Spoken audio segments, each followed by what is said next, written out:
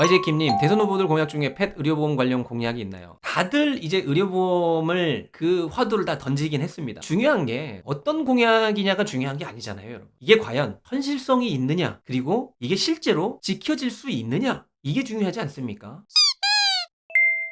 이재명 후보의 정책 한번 볼까요? 대포 공약이 반려동물 표준수까지. 거의 대부분의 대선 후보들이 다 하겠다고 해요. 반려동물 관련한 정책을 가장 먼저 가장 구체적으로 많이 발표한 후보가 이재명 후보더라고요. 이재명 후보는 상당히 일찌감치 반려동물 관련 정책들을 공약을 내세웠더라고요. 대표적으로 내놨던 게 요 반려동물 표준수가제입니다. 윤석열 후보도 한다고 그러던 것 같아요. 표준수가제라는 건 뭐냐면요, 반려동물 보호자분들이 동물 키우면서 제일 힘든 게 뭐예요? 이렇게 인터뷰하면 다 뭐라고 얘기하냐면, 동물병원비가 너무 비싸요. 그리고 너무 천차만별이에요. 부르는 게 값이에요. 이렇게 얘기하잖아요. 그게 우리 반려동물 키우는 분들의 1번이란 말이에요. 반려동물 표준수가제라고 하는 거는 같은 진료에 대해서 금액을 정해주겠다는 얘기입니다. 예를 들면 중성화 수술은 수컷은 20만 원, 암컷은 40만 원, 이런 식으로. 사람 병원에서는 표준수가 제도가 있죠. 건강보험이 되는 급여 항목과 비급여 항목으로 나뉘잖아요. 급여 항목 같은 경우는 정해져 있습니다. 코드별로 다 있어요. 질병 코드별로 다 있어가지고 무슨 주사 한 방은 얼마, 무슨 약 1일치는 얼마, 이런 식으로 다 정해져 있단 말이에요. 물론 뭐 1차 병원이냐 2차 병원이냐 이런 것에 따라 좀 차이는 있겠죠, 당연히. 동물병원도 그렇게 하겠다는 거예요. 근데 이게 사실은 현실적으로 현재로는 불가능해요. 이게 되려면 모든 항목들이 정리가 돼야 돼요. 코드를 다 정해야 되는 거예요. 예를 들어서 2kg짜리 꼬맹이 중성화 수술 하는 거랑 40kg짜리 대형견 중성화 수술 하는 거랑 금액이 같으면 안 되잖아요. 주사도 10배, 20배가 들어갈 거고, 약도 10배, 20배가 들어갈 거고, 마취비도 10배, 20배가 들어갈 거고. 그러면 이걸 다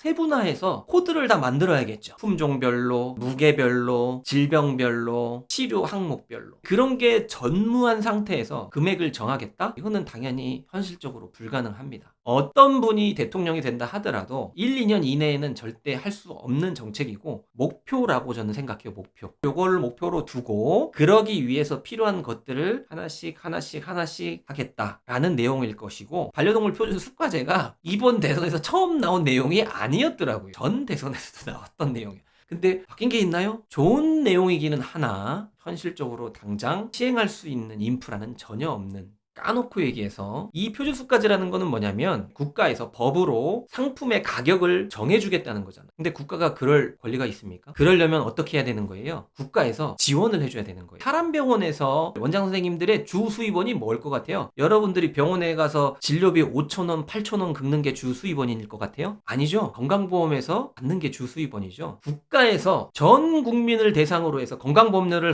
거둔 다음에 병원들한테 다 나눠주는 거잖아요. 지금 동물병원은 있죠. 오해서 듣지는 마세요. 제가 지금 뭐 동물병원 하고 있어서 그런 말 하는 게 아니라, 여러분들이 동물병원에 가서 진료를 보면 거기에 부가세가 붙는 거 알고 계십니까? 혹시 부가가치세. 부가가치세가 뭡니까, 여러분? 우리가 물건을 샀을 때 거기에 10% 부가세가 붙잖아요. 여러분들 강아지 고양이 진료비에 부가세가 붙어요. 사치품들이 내는 게 부가세예요. 여태껏 우리나라 정부에서는 동물의 진료를 사치품 구매와 동일하게 여기고 있는 겁니다. 현재 시스템이 그래요. 많이 벌어서 많이 내는 거 아닌가요? 아니요. 부가세라는 거는 제가 벌어들인 수입에 대한 세금이 아니에요. 매출 자체에 대한 세금이에요. 어쨌든 이 표준수가제를 시작을 하려면 결국은 부가세는 없어질 겁니다. 왜냐면 그 명분이 맞지가 않거든요. 부가세는 받고 표준수가제를 한다는 거는 말이 안 되는 부분이기 때문에, 여러분들이 강아지 고양이를 지금 키우고 계시니까 느끼잖아요. 우리 아이가 아파서 치료를 받거나 수술을 하는 게 선택이라고 생각하세요? 아니면 필수라고 생각하세요? 선택이라고 생각하시면 그거는 부가세가 붙어도 되는 겁니다. 내가 우리 아이를 치료해 줄까 말까, 내가 우리 집 TV를 바꿀까 말까, 내가 휴대폰을 업그레이드 할까 말까라, 이거랑 같냐라고 본다는 것이면,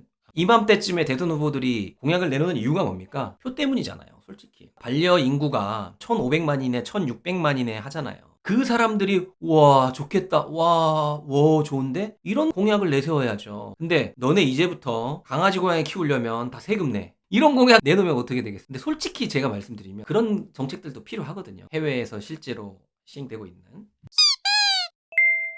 두 번째는 우리 윤석열 후보님. 여기도 보시면 있죠. 동물병원 진료비 표준화. 참고로 제가 확인해 보니까 윤석열 후보는 반려동물 공약을 준비한 지는 그렇게 오래된 것 같지는 않더라고요. 최근에 조금씩 올라오기 시작했고, 과거에는 뭐 특별한 내용들이 없었습니다. 일단 진료비 부담에 대한 얘기가 제일 많죠. 그건 왜 그러냐면 반려인 분들이 가장 원하는 게 이거기 때문에 그래요. 대선 후보들은 니즈가 가장 강한 것들에 대해서 공약을 내놓는 겁니다. 아까 제가 말씀드렸던 부가가치세를 면세하겠다. 그러니까 표준수가제가 도입되기 전까지. 표준수가제가 바로 도입 안 될 거라는 걸 인정을 하는 거죠. 용품, 미용, 카페, 호텔, 훈련, 장례 이런 것들을 활성화시키겠대요. 약간 윤석열 후보 같은 경우는 여러 가지 이슈로 나오는 산업들에 대해서는 대부분은 다 약간 활성화시키겠다라고 하는 편이신 것 같더라고요. 윤석열 후보 공약은 이재명 후보의 공약과 거의 흡사합니다. 이재명 후보가 상당히 일찍 공약의 틀을 만들어 놨었더라고요. 윤석열 후보는 비교적 최근인데 많이 벤치마킹을 한 것 같아요. 이거는 뭐 따라했다고 잘못하는 건 아니잖아요. 좋은 정책은 당연히 나도 주장할 수 있는 거니까. 결국 제가 봤을 때는 이재명 후보와 윤석열 후보의 지금 현재로서의 반려동물 관련돼 있는 정책은 거의 흡사하다.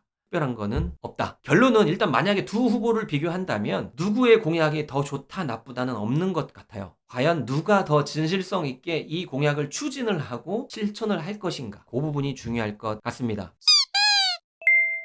안철수 후보님 공약부터 먼저 보겠습니다. 여러분들이 좋아하실 만한 내용이 안철수 후보님이 말씀하셨네요. 동물 학대자에 대해 강력히 처벌하겠습니다. 이재명 후보랑 윤석열 후보는 아무래도 지지율이 1, 2위 후보다 보니까 새로운 표를 얻어오는 것도 중요하지만 기존의 표를 잃지 않는 것도 중요하잖아요. 그래서 아주 공격적인 내용이나 아주 파격적인 내용을 하기는 쉽지 않았을 거예요. 근데 안철수 후보나 심상정 후보는 상대적으로 지지율이 좀 낮은 편이기 때문에 어떤 공약을 낼 때 좀 더 파격적이고 좀 더 확실한 뭔가 이 드라이브를 거는 그런 공약을 낼 가능성이 좀 높잖아요. 안철수 후보 같은 경우는 반려동물 관련 문제 해결을 위한 기관을 설립하겠다. 뭐 이거는 다 있어요. 어떤 기관을 설립하겠다고 하는 거는. 독일식 표준진료제. 독일이 어떤 식으로 하냐면 독일은 같은 진료에 대해서 진료비를 완전히 통일시키는 게 아니라 일정한 범위를 두더라고요. 대략 한 2배에서 3배 정도 되나 봐요. 예를 들면 중성화 수술은 20만 원에서 5, 60만 원 정해놓는 거예요. 그 안에서 결정할 수 있도록. 동물의 생명함을 지키는 문화 만들고 강력한 처벌을 도입하겠다. 처벌 강도를 현행 1년 이하의 징역 또는 1,000만 원 이하의 벌금보다 확대하겠다. 사실 안철수 후보 공약은 별로 없더라고요. 여기만 없는 게 아니라 실제로도 그렇게 아직 많이 내놓지는 않았습니다.